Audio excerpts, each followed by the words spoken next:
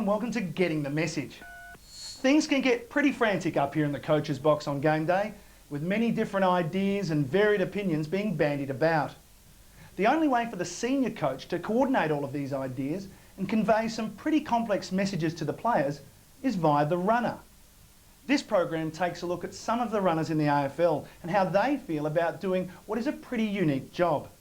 They all come from different walks of life, do different jobs during the week, but most are ex-AFL players, and they themselves know what it's like to see the man in bright green approaching. I had the runner come out to me a lot as a player, so I didn't like seeing him come because I knew that meant he was, he had the hook in and he was pulling me off, and I was going to sit on the bench. So, yeah, I had a lot of time for the runners because it was a tough job. Certainly wasn't a player I didn't worry about him too much, but I had a relationship with him to a certain extent where they used to visit me a fair bit to drag me to the Pines. So I had my own little special relationship with all the coaches I played on. They used to send the runner out to me a fair bit. To be quite honest, I did not take any notice of them at all until they come out and dragged you, and then you got quite angry, but that's just expected. While past experiences count for something, those that have played the game at AFL level see it as a definite advantage. Because you know the ins and outs of the club, you know the team rules, you know your players. I think it's smart to get past players do the running. You'll find a lot of clubs do it for the simple fact that younger players look up to the older blokes, and especially when you're out in the ground, they ask for advice. In his time here, 7 years, nothing much has changed, the way we play the game. So I think, yeah, my knowledge of that makes it easy when I go out to give a message that the players are getting the right message. You can relate to the players a lot better having played the game, and when the coach is giving the message, you sort of relate to that as well. You understand what the coach is thinking. So if you're running out, and even if you're not going to give the player a message, somebody asks you, you know, should I be doing this, should I be doing that? You know, you can actually give them some advice while you're out there. Another good thing that I know all the guys pretty well, and I know the psychology of them as well. Phil Jauncey's done all our player profiles, and we all know how each other reacts. So yeah, going out to a different player, I guess I know how he's going to take it and how I should deliver the message to him. However, not all runners are ex-players.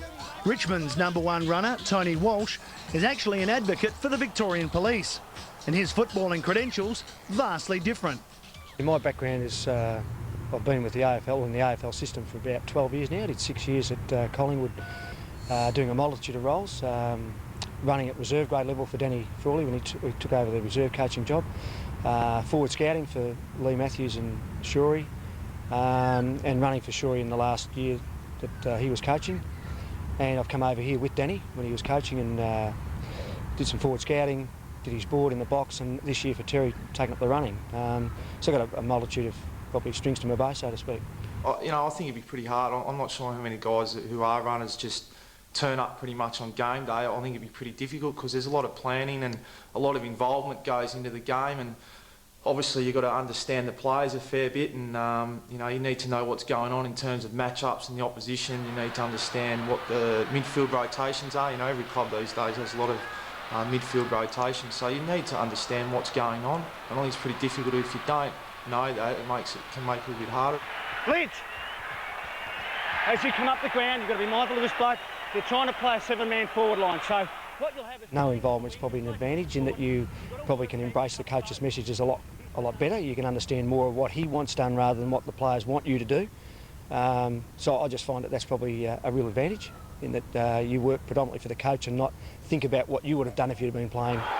Surprisingly, runners are usually approached by the senior coach to take on the job. Basically, after I left the game, I sort of wasn't doing much at all, just doing some study, and I got a phone call from Roosie saying, would you be my runner, knowing the game plan intimately. So I said, yeah, sure, I'll jump on board for 2004. Lee approached me last November to do it, more not just being a runner, but coming up on Wednesday night and helping out with the rehab guys, and also to do the running. And I guess having played only 2 years ago, he thought it might be beneficial for someone that's been in the know recently. All falling into place, but that... Kevin Sheedy had a brainstorming idea and said, how would you like to do the running? And I said, geez, I don't know. It's not like I don't like answering the phone, and I don't like copping abuse, and that's what the runners do. I was playing footy in Tassie for a year, and Grant rang me, invited me back to the club to take up the position in player welfare, player development. And he also wanted me to be the runner on game day, and I was pretty happy with that. I was appreciate the opportunity to get back involved at the club, especially in the area of player development. Got a call from Gary Lyon, who was had got a call from Neil Danaher and asked whether I'd be interested in running, and I'd never really thought about it. And I wasn't the quickest bloke going around. That was the first thought. The first thought I had was, I don't think I'm quick enough to be a runner. And I said that to Gary, and he goes, mate, it wouldn't matter whether you were an Olympic 100-metre sprinter, the runners are never going to be quick enough for the coach. Once in the role, the relationship with the senior coach becomes a special one, unlike any other in the AFL system. My relationship with Roosie was quite good. We'd sit down and have a cup of coffee occasionally. We'd talk about a few things, but never an official meeting as such. Terry's really, he's really focused on having us involved in team meetings. I have the luxury of going to match committee meetings from a forward scouting perspective, so I've got a really strong rapport with him and the other coaches. He's receptive. We're not sure of perhaps what he wants done on a particular day in relation to messages. We can talk to him, we can get some feedback from him, and after the games he's really great in terms of giving us that feedback if he wanted, say, a particular thing done and it didn't eventuate that way. He's an approachable coach. He's really great, yeah. Well, he threatens to sack you probably every second week if the message doesn't get out there quicker than what it does, and after the game he's forgotten all about it. But the heat of the moment, look, let me tell you, you say anything in the heat of the moment, the heat's on and he's the head man, and geez, he says some grouse things on the phone.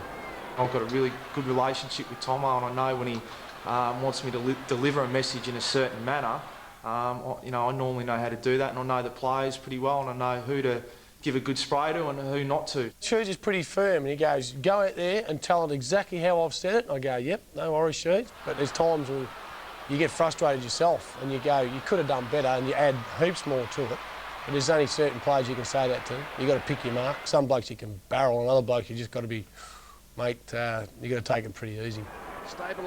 A few times in 03 where we were questioned whether we delivered the appropriate message, but I assure you we do, but we just tone it down a little bit. Green, can he dob it from 50? No, hooking the kick. AFL is an emotional game, often played in a hostile environment. Making a decision on how to deliver a message to a player, the key to being a successful runner. As much as Neil would like you to give it to the message verbatim, I think if you're wanting to try and get your message across, you need to deliver it in a manner that they can actually understand what you're saying. OK, let's put him on for Richard Hadley.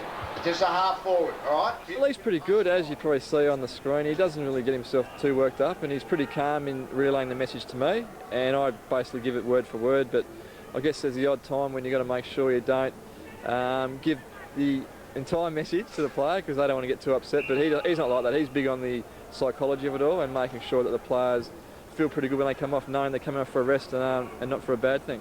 If it's a message that a player's done something wrong, as you're running out to the player, 9 times out of 10 the player's nodding before you get there. He knows what he's done wrong, so you just go and say, mate, this is what should have happened, you know that, and away you go. I think there's horses for courses. The message you would deliver to a first gamer, or probably 25, 30 gamer, would be different to the way that you would deliver a message to a more experienced player. Richo gets it back from Schultz.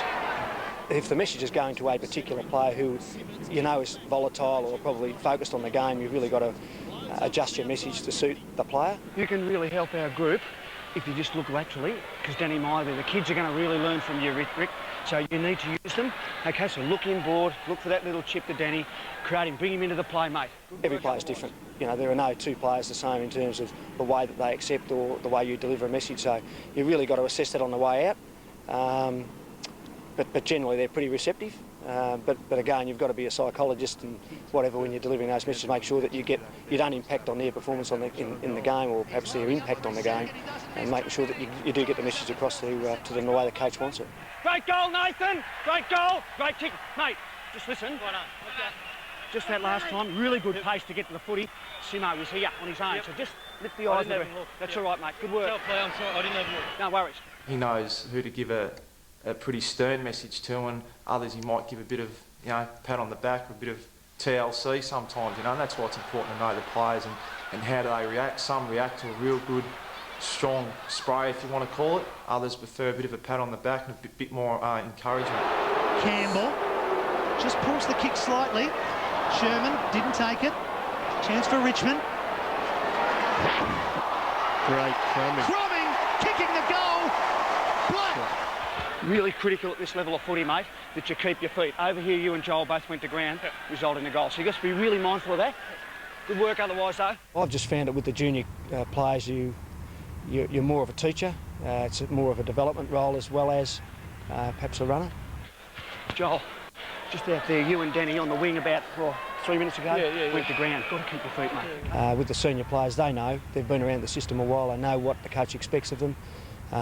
So really you can be a little more forceful with them than you probably would with a younger player. You're more teaching him, instructing him, directing him to go to a particular part of the ground or carry out a particular instruction that the coach wants done specifically. We know how you're hurting, mate. The coach just wants you to dig deep. Straight for me, just give us your best shot, mate. You've done well all day. You can go to Andrew Walsh and you can tell him whatever you like and you can use whatever language you like and he just responds to it. You go up to someone like Ben Haynes and it's completely different. So it's just amazing, you know. It's good getting right into them and trying to fire them up to get a kick and that, but yeah, it's you got to pick your mark. There is an old saying, don't shoot the messenger. And while most players are receptive to advice, some aren't happy to see the man in green approaching.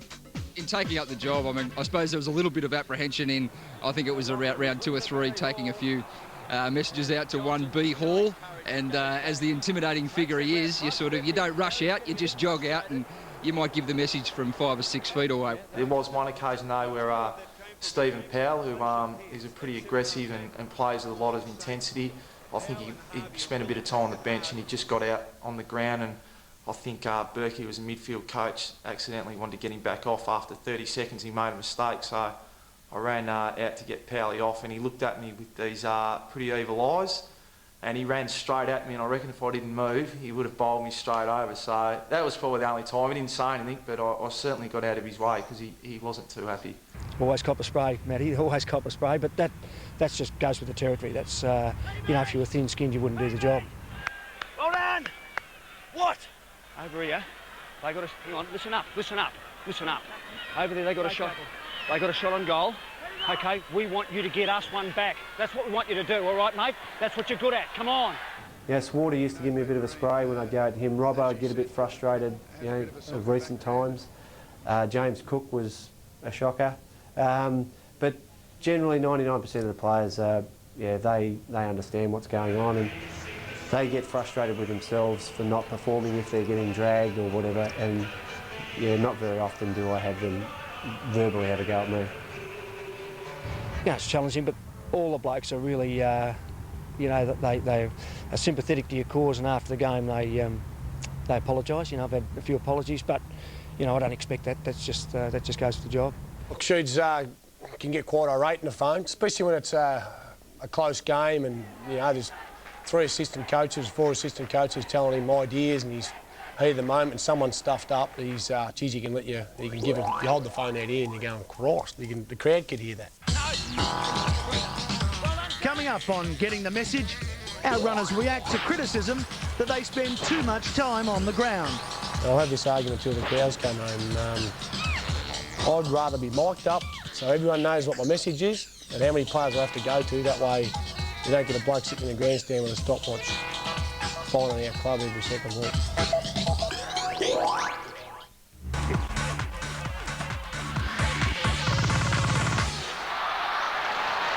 Runners are often in trouble with supporters and sometimes the AFL for being out on the ground for too long. A criticism they feel is generally unwarranted given their workload. You know, they question about where the runners stand and filling space and all this sort of stuff. I mean, it's just garbage. When there's a stoppage or a clearance, and especially with a lot of the midfield rotations, they want to get Harvey, Hayes, Del Sano a ball off, and they're in at the stoppage. Well, the umpires tell you to get out. So you've actually got to stand somewhere. So no matter where you stand, either side of the stoppage, front or back or side, well, you're going to be standing in space. But I've got to stand there till the play stops so I can get the message to the on-balls. A lot of the runners get criticised for the amount of time they spend out on the field, but a lot of the times too, we don't just go out and deliver one message. We're delivering 2 or 3 or maybe a message to every player. I'll have this argument till the cows come home. I'd rather be mic'd up so everyone knows what my message is and how many players I have to go to. That way you don't get a bloke sitting in a grandstand with a stopwatch fining our club every second week. So I know I could go a bit further on that, but I won't. You might be focused on going to a particular player, and before you know it, the game's moved 50 metres down the ground, so you race that area and you might be halfway there and the ball's come back over your head, so you find yourself in the action. That's just part and parcel of the game, unfortunately, or your responsibility. But it is a difficult job. You know, you got to be quick, you got to get out there. You're conscious of the fact that you can't spend too much time on the ground, but still you've got an obligation to the coach to deliver the message appropriately and the way that he wants it delivered. So, you know, it is a difficult. It's a catch-22 situation. It's a real balancing act. Never have I been asked to do anything outside the rules of a runner, like go and fill a hole, which is all the things that gets talked about. People assume that this is what's going on, but it's certainly not the case. We've got sometimes one message, so you're on, you're off. Like I said before, sometimes it's bloody 5 or 6 or 18. It's a common thread, and perhaps some more latitude should be given to runners, because more times than not, they are given multiple messages to deliver. There are periods of time where you've got to get to a section of the ground, be it all the defenders or all the midfielders, and that's difficult, particularly in the midfield, because they're all over the place. But yeah, you can be out there for a period of time because you've got to get to a group or a section of the players on the ground and give them a specific message. Yeah, so it does take time. Hey, Richo's roll at half forward. Okay. Jay!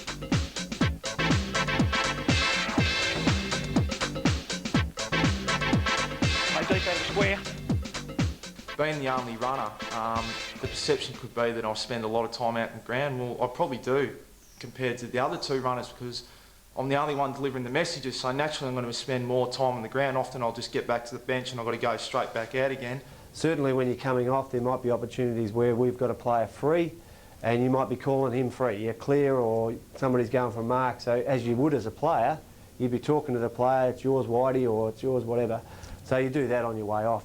I was warned a lot, actually, by the umpires, and I think the club received a couple of letters on a couple of occasions, but it's just instinct. It's just having been there and done that. You see things that players won't see because they're concentrating on their own individual job. You're out there delivering a message. You might see someone loose somewhere and you call players back, or you know what time it is in a game. You know how to prepare the players for that particular time in a game. So you do. I think it's just common knowledge, having played the game. If you see something, you want to help your team, so you yell out or you wave your arms or you do something to try and help. Sometimes a simple piece of paper can be the perfect backup. Nowadays the game's that quick, and you know, you only get an opportunity to get out in the ground for a particular period of time, and you might get 2 or 3 messages, so it's difficult to commit those to memory and get them right. So we get a bit of assistance from the team manager, and he provides us with, you know, with notes to help us to deliver those messages. Okay. Pets to nodding. Straight back onto half forward, mate. Right, Pettifor off. Yep. No, pets to nodding, hide off. Yep. When it comes to whether 2 runners are better than 1, opinions are divided. In this day and age, 4 on the interchange bench, the amount the coaches do use the interchange, I think 2 runners is appropriate. But I think it's just the preference of the coach, and he thinks that with 1 runner, it's a lot easier for him to communicate. I believe that the 2 runners now, and I haven't actually had the measurement done, but I think they do about 10k, and there's 2 runners. If you had 1 runner, you'd have to have somebody that could run 15k on average on a Saturday afternoon. And to be able to do that, you need to do a pre-season and you need to keep bloody fit. He'll tell me specifically how he wants a message delivered, so I wouldn't call it a spray, but if he wants a pretty strong message delivered to a player who hasn't done the right thing, he'll tell me to basically say it pretty much as he's saying it to me, and that's why he uses the 1 runner, because I understand what he expects. From a continuity perspective, 1 runner's probably not a bad idea.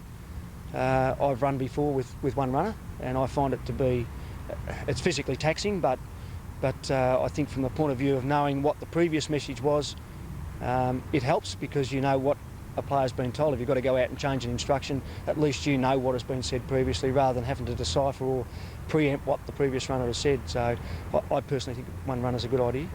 I reckon you need 2 runners. Yep. No. Yep. doesn't worry me. It's one of those funny ones. While in adverse times, it can be a thankless job. However, all agree that the personal benefits are varied and worthwhile, in particular, keeping fit. I'm keeping up to speed with what's going on in footy in terms of tactical things that are going on, and I do some work at St Kevin's, a private school, some assistant coaching there, so I'm able to keep up to speed with what's going on at an AFL level and use that knowledge with the kids at St Kevin's, and it gets me out running around, get a bit of a sweat up on a weekend. To keep fit, still to be involved in a great club, a great culture. And yeah, still to see my mates, which I've played over so many years with. You know, I do a lot of running during the week to keep myself in nick. Recovery is an important part of you, just like players. You know, you don't cop the bumps and the tackles and the knocks that the players get, but it's a constant sort of running process. You're running probably anything to 8 to 10 k's a game of fartlek running, so it's short, sharp, long distance, middle distance stuff, so you've really got to keep yourself in nick, and you know, I pride myself on keeping myself fit, so it's an important part of the job. A few of the midfielders are specialties at that. They sort of see you coming, they know you're coming, and they just head for the outer wing, and some days you can rack up about 10 k's in running following those type of players. I wear a pedometer, one of those little counters, and I average between 14 and 16 k's, and there's 2 of us, so if you had to do it on your own, you'd run 25 k's, 30 k's easy. I try and keep reasonably fit. I obviously don't do anywhere near the amount of running or training I used to when I was playing. But being the only runner, you've got to do a fair bit of running. So I think sometimes I'd probably nearly do 10k a game. Kermit the Frog once sang, "It's not easy being green." And let's face it, the uniform is very bright. Yeah, oh, well, you've got to be seen. Not only from the crowd's perspective, but I guess the players, you know, if they see you coming, it can be a really good thing or a bad thing. If they see you coming to them, sometimes they bolt and make you work a bit harder. But then again, for those that are probably new to the game, people from other countries and whatever, they obviously ask the question, you know, what's the lime green frog doing out there? You know, so you know, it helps to identify another part, another facet to the game that's not obvious. I guess it's the players that we're here for, and you know, after the game, the players go and congratulate each other from both sides, whereas the runners, we just try and blend into the background as best we can, even though we've got the green suits on. I guess the first time I put it on, I copped a fair bit of stick off the boys because I played with some of them, so they hang a fair bit of crap on me about that. But the only one that probably still really goes on about is our property steward, Peter Madden, better known as the Champ. He takes great delight in handing the uniform to me every week. He thinks it's pretty funny. I think being fashion conscious myself, we should tone that down just a little bit. You know, they could have me in a pink one, it wouldn't worry me, because I'm not out there doing it because I want to be recognised. I'm out there doing it to help out the Melbourne Footy Club. And while all this seems very serious, and it is an important job, make no mistake, they are still out there having fun. To be honest, mate, I never take this off when I go home. I go to bed in this, so I'm pretty happy with it. When you run out next to someone, say like Dale Waitman, you go, "Fully, your bloke's already on." And he goes, "Oh shit," turns around, and you laugh your ass off. And you keep running, it's just banter, it's good fun. I guess just running out on the ground, you know, I guess with the crowd and that, it's still a bit of an adrenaline rush. You are essentially the arm of the coach, an extension of the coach's box, so that gives you a bit of a buzz to know that you're having some impact and involvement in the game. I found it really hard last year not being involved at the club. So coming back this year, still see my mates, still involved at the club I've been with for so long. And I guess you don't have the stress of having to play footy and get your body right from week to week. I really enjoy it. I want to know why I'm not the All-Australian runner. I get the most publicity, I get fined the most, I get suspended, and I can't get a trip to bloody Ireland. That's a joke. Only fitting that the one and only John Barnes should have the last word, and who knows, with Kevin Sheedy being appointed international rules coach, he may just get his wish. Our thanks to all the clubs and their runners, especially to the Richmond Football Club and Tony Walsh for allowing us to record him during a game. I hope you've enjoyed the program, and I hope you've gained a better insight into what it means to be an AFL runner by getting the message.